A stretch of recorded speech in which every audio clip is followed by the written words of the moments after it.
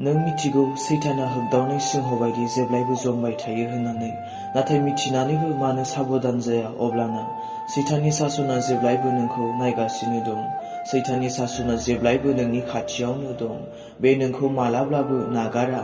नों सासे खृष्टियान जानायलाय, नों सासे इसोरखौ फोथायग्रा जानायलाय बे नोंखौ जमबाय थायो, गावजों नोरोगाव लांनो थाखाय।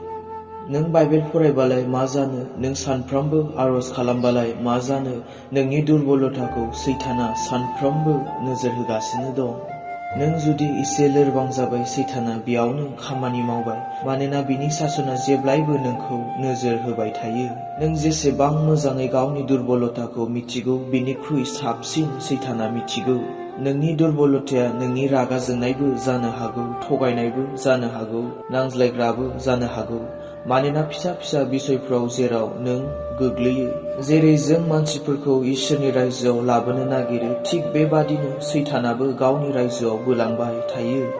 बेनिखायनो गोसोआव ला, बेयाव सिरि मोननायनि बाथ्रा बुंदों, आरो सिरि मोननांगोना जाहैबाय नोंनि आखल आखुआव, नोंनि बुंनायफोराव, नोंनि साननाय हनायफोराव, नोंनि थाबायनायफोराव, नोंनि लोगो जानायफोराव, नोंनि जानाय लोंनायफोराव।